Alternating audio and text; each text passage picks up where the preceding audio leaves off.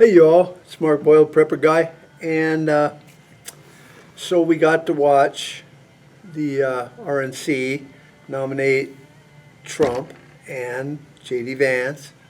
Yay.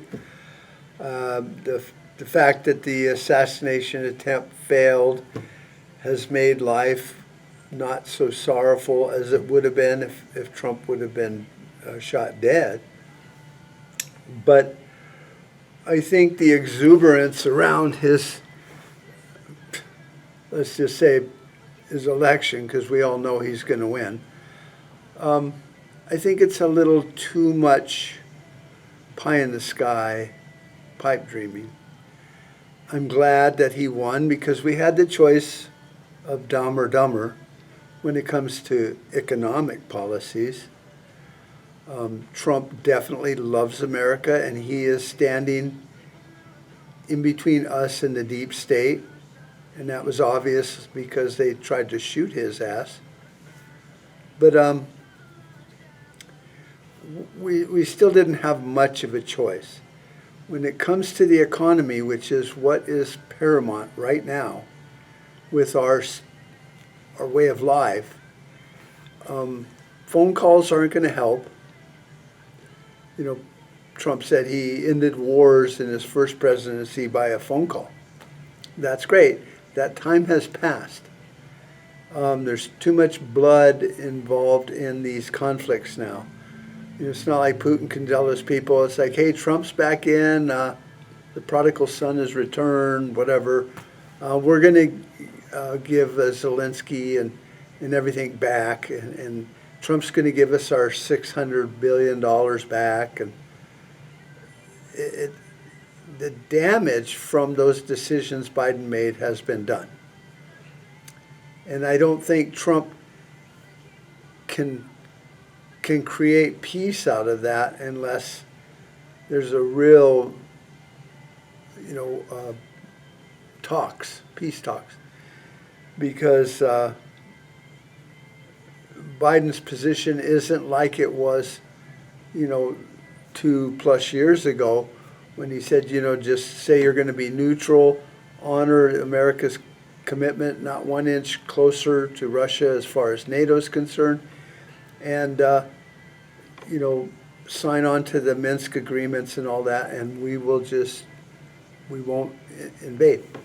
Well, that didn't happen, and it can't be backed up and made to happen. As far as Israel and all that, there's blood lost, and they're committed to this, whatever it is, and the outcome will be what it is. Trump just can't call them up and say, hey, knock it off. Iran might have been broke when Trump was in office, but they're not anymore. And now they have alliances that have strengthened over time.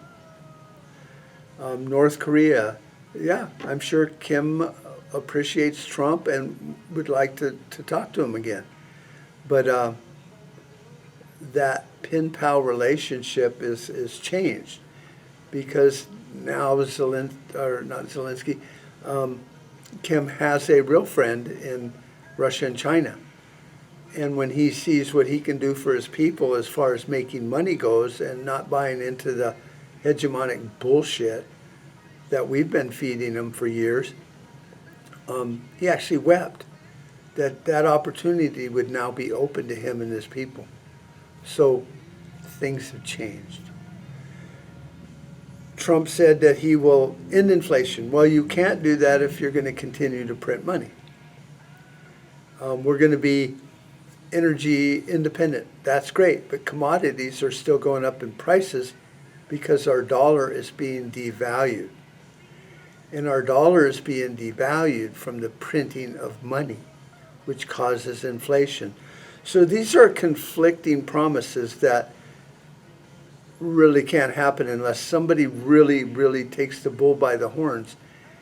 And that's not going to happen because even if you do, there's no guarantee that we will survive impact. We've reached a point of no return a while back, so you can't just stop and then go, okay, and then, hit the brakes and not slide off the cliff because we've already gone off of that cliff. So now all we can do is buckle up for impact and hope the car don't explode when we hit the bottom. So I'm happy that we have Trump, definitely happier than we have Trump over Biden or Kamala Harris or Gavin Newsom. But as far as economic policies go and the health, the financial health of the country, nothing's going to change no matter what happens. Biden might have accelerated it a little more or a little less. Kamala Harris would have probably cackled her way through it. But the reality is, listening to what Trump was saying sounded good. It was like a pep rally. And the pep rally doesn't want to talk about the other team having a better quarterback, and our quarterback is in the hospital with a broken collarbone and all that stuff. So you want to, it's a pep rally. I get it. So what will happen? It will go on. I mean, Obama, I think, took us the economy like $3 or $4 trillion into more debt. Trump took us $7 trillion, but they say, well, that was because of COVID. Okay, fair enough. If somebody presents a bad situation to you as president, and you jump on hook, line, and sinker and spend $3 trillion on COVID, then that really does land at your desk. So Trump did spend 3 or 4 trillion more than Obama, because that seems to be who they compare to. So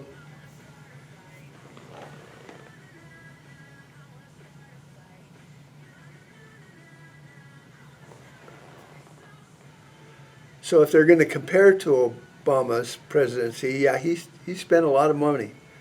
They all spend more than the last guy because money becomes more easy to print. We need more of it. Cost of living's going up. So it's like, they say, well, that's more than throughout history. Well, yeah, George Washington couldn't spend $3 trillion. They didn't even know what the fuck that was. So yes, but when you're comparing Obama to Trump spent twice as much. And everybody, all the economists go, yeah, well, don't forget there was COVID in there. Okay, duh. But Trump signed on to that. He signed that contract and spent that money. And if he was lied to, then it's still his fault. If it was a bad idea, it was still his fault. And when he gets in again, he will do the same fucking thing. Spend, spend, spend. Because he said, I'm going to spend so much money that I'm going to raise our income, greatly, bigly. I'm going to finish the wall. I'm going to do all these things. And that needs to happen. But what doesn't need to happen is spending ourselves into bankruptcy court again. So I'm worried. I'm happy. But when you listen to economists like, I think it's Manarino and Gerald Celente and some of these guys, a lot of them are saying, this can't happen, Peter Schiff. It's like, it sounds good, and it would be really cute if we had, a magic wand and could make it happen, but we don't have a magic wand because I don't believe in magic.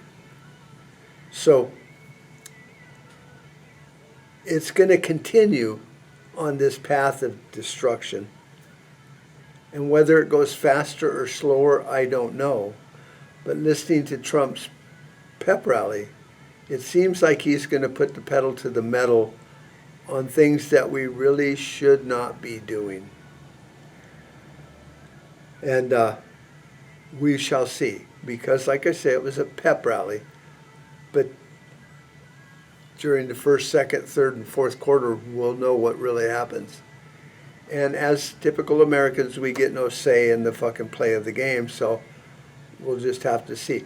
Now, as a prepper, great.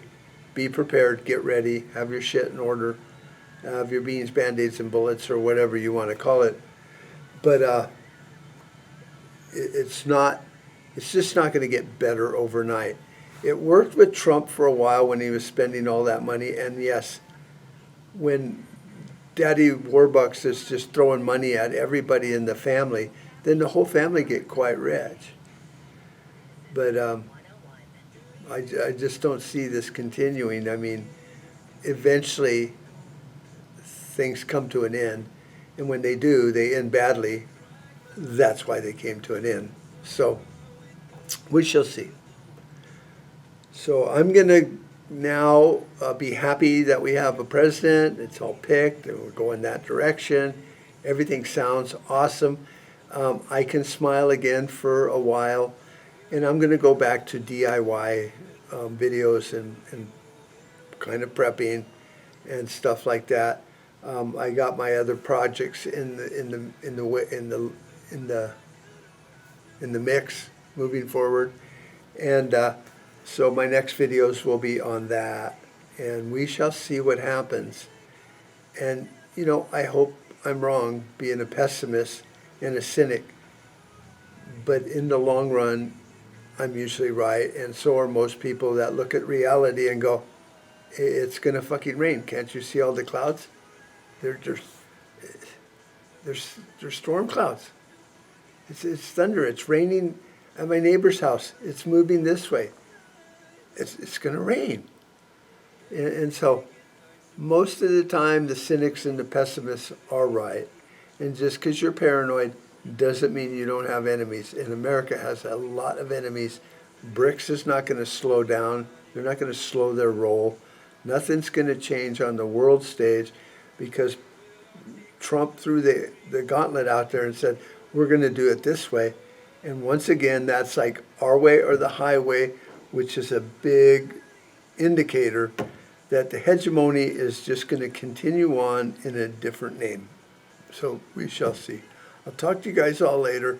Wait for my next video on some of the effects of the poor man's fiberglass and what I'm trying to do. I got a pretty extensive test on gluing it to the pink foam and trying to get the strength that I'm looking for, because most of the poor man fiberglass are on plywood. Well, that works great because glue sticks to plywood, but I'm trying to get it to stick to foam to a degree that it can be used as an outer shell.